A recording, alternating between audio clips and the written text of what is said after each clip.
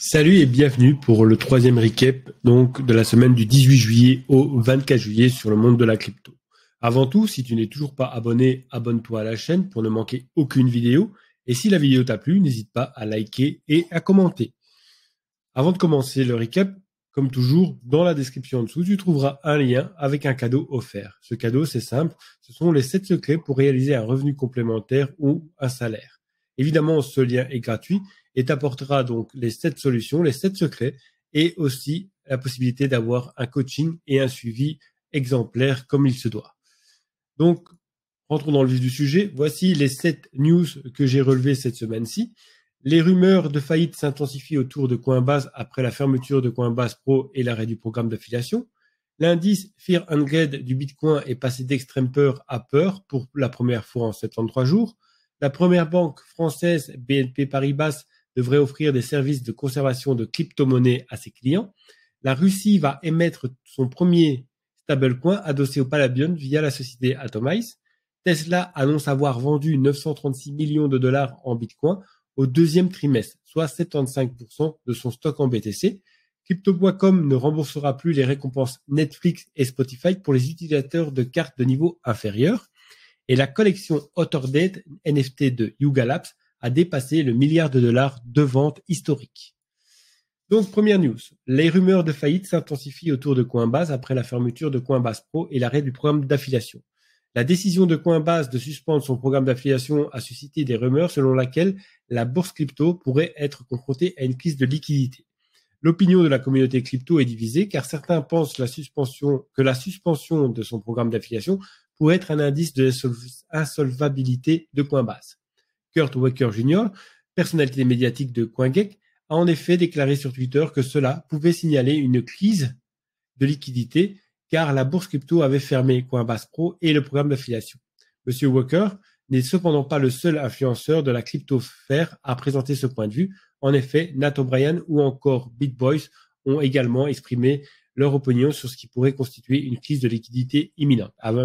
Bien sûr, ceci n'est qu'une rumeur, mais pour les personnes qui sont évidemment sur Coinbase, il est important de garder un œil sur ces informations-là pour justement savoir quelle est la marche à suivre pour la suite des événements.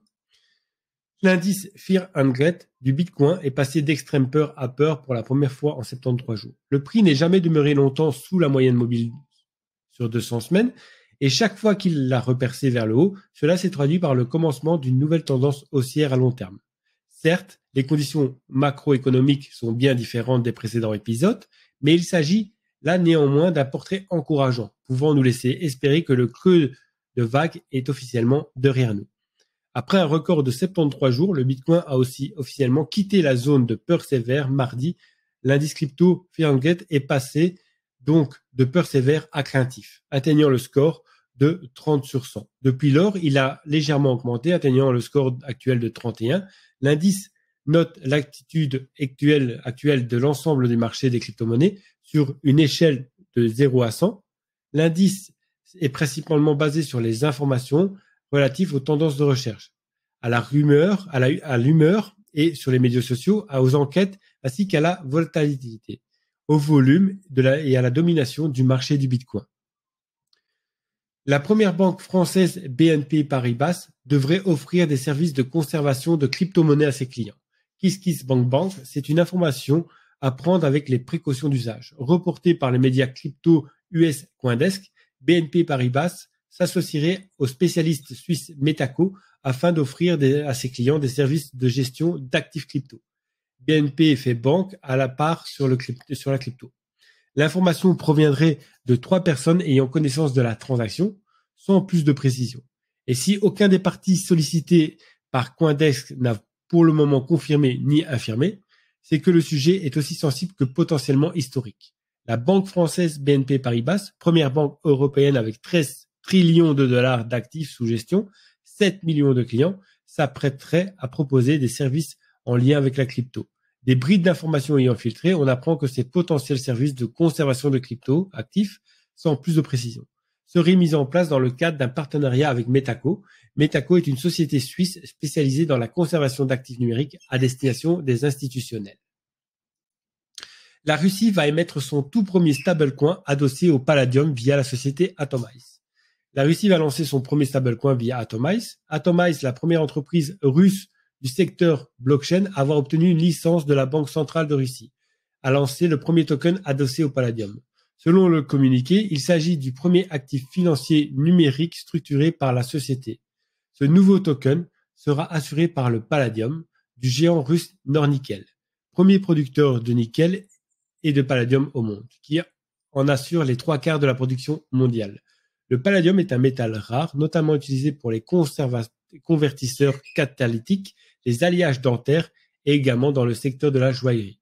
Selon Vladimir Poutine, le principal actionnaire de Nornickel, mais également considéré comme l'oligarque russe le plus puissant du pays, l'ère de la tokenisation promet un nouveau lendemain.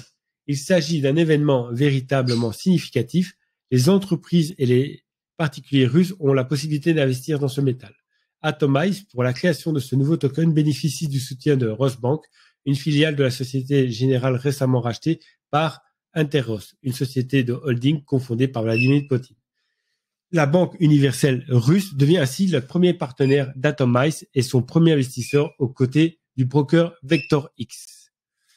Tesla annonce avoir vendu 936 millions de dollars en Bitcoin au deuxième trimestre, soit 75% de son stock de BTC.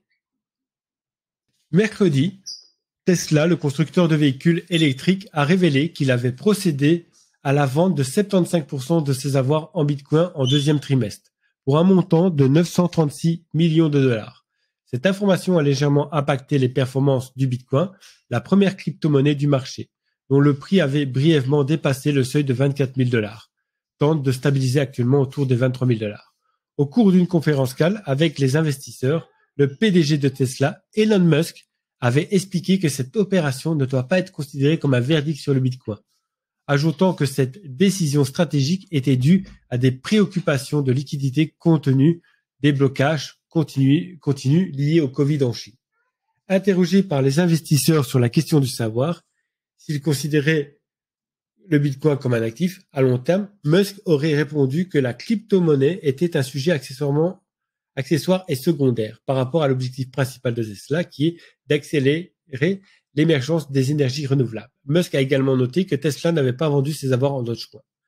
Marcus Talon, responsable des investissements chez IDEC, un gestionnaire d'actifs numériques basé à Singapour, a déclaré à Cointelegraph que Tesla a probablement vendu ses bitcoins car la crypto-monnaie n'est pas au cœur des activités de la société et était probablement considérée comme une distraction. Il a ajouté qu'il ne serait pas surpris si Tesla continue à amasser des bitcoins lorsque le prix se stabilisera.